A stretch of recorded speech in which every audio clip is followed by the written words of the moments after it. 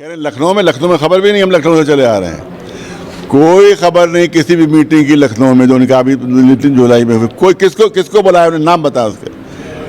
को अपने 2-4 चमचे उन्होंने मिला लिए होंगे, अपने 2-4 चमचे। बोहरा 2 लाख हैं, मुसलमान 20 करोड़ है। क्या 2 लाख के कहने के ऊपर पूरे वक्त चलेंगे? 2 लाख से ज़्यादा नहीं। बोहरा पूरे इंडिया में 2 लाख हैं और मुसलमान के 20 करोड़, तो 2 लाख की बात 20 करोड़ पर थोपी जाएगी। उनसे भी बात हुई है, उन्होंने बोहरा समाज और उनसे भी हमारी कल रात बात हुई। सबने कहा हमारे नाम पे पार्लियामेंट में झूठ बोला गया है। हमने बिल्कुल नहीं कहा कि वक्फ जायदादें सरकार छीन ले।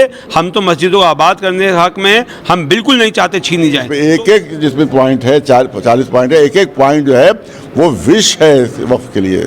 कोई फायदा नहीं पहुंचा, धोखा दे रहे हैं औरतों के लिए। औरतें तो 2 पहले ही तो वक्फ बोर्ड में हैं, ऑलरेडी वक्फ बोर्ड में औरतें हैं, तो कैसे औरतों के साथ नाइंसाफी हो सकती है? 2 औरतें पहले ही उसमें हैं। पल न्यूज़ से मैं हूं आपके साथ नदीम अकरम। पार्लियामेंट में वक्फ अमेंडमेंट बिल को लेकर के एक बहस छिड़ गई है, जहां हुकूमत ये दिखाने की कोशिश कर रही है कि देखिए मुसलमानों के हक में हम इतने हमदर्द हैं कि मुसलमानों के लिए इस बिल को लेकर के आए हैं, क्योंकि मुसलमानों में मुस्लिम महिलाओं के साथ हर बार नाइंसाफी हुई है। इसके लिए इस बिल को लाने की ज़रूरत पड़ रही है। मौलाना कल्बे जब्बार साहब हमारे साथ मौजूद हैं। सर, किस तरीके से देखते हैं इस बिल में, जैसे बताने की कोशिश कर रही है कि मुसलमान जो है मुस्लिम महिलाओं के साथ में बदसलूकी करते हैं, इसलिए ये बिल लाने की ज़रूरत है? बिल्कुल झूठ है, बिल्कुल झूठ है कि ऐसे कोई बदसलूकी मुसलमान नहीं करते, क्योंकि ये जो है सिर्फ धोखा देने के लिए बात कही जा रही है।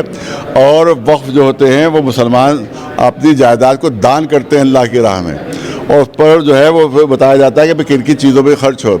तो औरतों की भी उसकी मदद की जाती है, बेवाओं की मदद की जाती है, जो अनाथ है उनकी मदद की जाती है। सबकी मदद होती है। धोखा दे रही है कि हम बहुत ज़्यादा जो है हामी हैं वो। ये सिर्फ ये जितने ये बिल पेश किया गया है, ये जो है ये सिर्फ अमृत नहीं बल्कि ये विश है जो दिया जा रहा है, जिससे सारे औकाफ ख़त्म हो जाएंगे, सब खत्म हो जाए। पूरी प्लानिंग यही की जा रही है कि औकाफ को ख़त्म कर दिया जाए। ये कांग्रेस ने शुरू किया था और इसको अपने पहुंचाना चाहती है आखिरी हद तक बीजेपी। लिहाजा हम इनकी बिल्कुल मुखालिफत करते हैं। इसमें एक जिसमें पॉइंट है, 40 पॉइंट है, एक पॉइंट जो है वो विश है वक्फ के लिए। कोई फ़ायदा नहीं पहुंचा, धोखा दे रहे हैं औरतों के लिए। औरतें तो 2 पहले ही तो वक्फ बोर्ड में हैं, ऑलरेडी वक्फ बोर्ड में औरतें हैं, तो कैसे औरतों के साथ नाइंसाफी हो सकती है? 2 औरतें पहले ही उसमें हैं। झूठ बोल रहे हैं कि औरतों के साथ नाइंसाफी। वक्फ बोर्ड में 2 औरतें पहले ही तो मौजूद हैं जो अपने उनके हुकूक देखती रहती हैं। वो ज़्यादा झूठ बोला जा रहा है, धोखा दिया जा रहा है। इसके अलावा ये बिल जो है सिवाय धोखे के और षड्यंत्र के और कुछ भी नहीं है। हजरत 44 सेक्शन का जिक्र इसमें किया गया है, पर बात इसमें प्रेस कॉन्फ्रेंस में भी पहले सेक्शन पर नहीं की गई, जहां उन्होंने खासतौर पर बोला कि बोहरा समुदाय से लोग जुड़े हुए होंगे। फिर बाद में किरण रिजिजू अपनी स्पीच में कहते हैं कि हमने कई शिया धर्मगुरुओं से मुलाकात की है, उनसे बात की है, वो लोगों का सपोर्ट हमें मिल रहा है। कैसे देखते हैं? जो नाम दे उनके, दे किसके नाम दे? कह रहे लखनऊ में खबर भी नहीं, हम लखनऊ से चले आ रहे हैं। कोई खबर नहीं किसी भी मीटिंग की लखनऊ में जो उनका अभी 3 जुलाई में हुई। कोई किसको बुलाया, उन्हें नाम बता उसके। को अपने 2-4 चमचे उन्होंने मिला लिए होंगे, अपने 2-4 चमचे। लिहाजा किसी वहाँ के मौलवी को खबर नहीं है, ना कोई मौलवी शरीक हुआ है वहाँ पर। इसमें ये दिखाने की कोशिश की गई कि बोहरा समुदाय से लोग शामिल होकर अकमंदी एक और नाम लिया गया। थोड़े 2 लाख है पूरे हिंदुस्तान में। बोहरा 2 लाख हैं, मुसलमान 20 करोड़ है। क्या 2 लाख के कहने के ऊपर पूरे वक्त चलेंगे? 2 लाख से ज़्यादा नहीं। बोहरा पूरे इंडिया में 2 लाख हैं और मुसलमान के 20 करोड़, तो 2 लाख की बात 20 करोड़ पर थोपी जाएगी। उनसे भी बात हुई है, उन्होंने बोहरा समाज और उनसे भी हमारी कल रात बात हुई। सबने कहा हमारे नाम पे पार्लियामेंट में झूठ बोला गया है। हमने बिल्कुल नहीं कहा कि वक्फ जायदादें सरकार छीन ले।